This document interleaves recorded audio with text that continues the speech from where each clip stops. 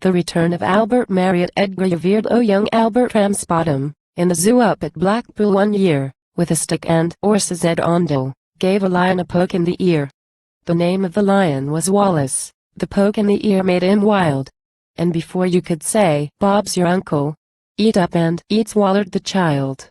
He were sorry the moment he'd done it. With children he'd always been chums, and besides, he'd no teeth in his noodle, and he couldn't chew Albert on tea gums. He could feel the lad moving inside him, as he lay on his bed of dried ferns, and it might have been little lad's birthday. He wished him such happy returns. But Albert kept kicking and fighting, till Wallace arose feeling bad, and felt it were time that he started to stage a comeback for the lad. So with his head down in a corner, on his front paws he started to walk, and he coughed and sneezed and gurgled, till Albert shot out like a cork. Old Wallace felt better directly, and his figure once more became lean, but the only difference with Albert was his face and his hands were quite clean. Meanwhile Mr. and Mrs. Ramsbottom had gone to tea feeling blue.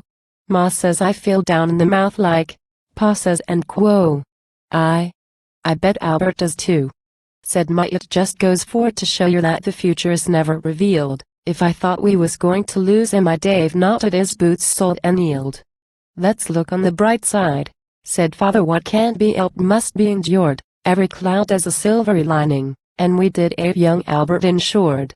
A knock at the door came that moment. As Father these kind words did speak, 'twas the man from T Prudential. He had called for their 2d per person per week.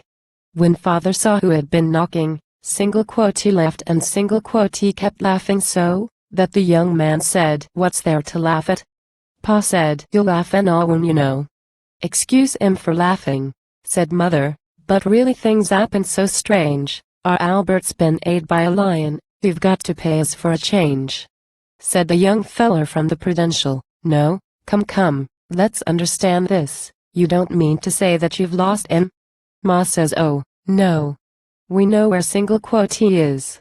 When the young man adhered all the details, a bag from his pocket he drew, and he paid them with interest and bonus, the sum of £9 4 and 2.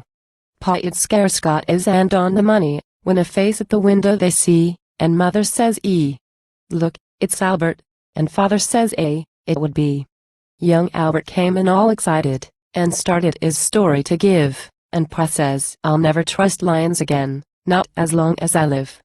The young feller from the Prudential to pick up his money began, and Father says, "Just a moment, don't be in a hurry, young man."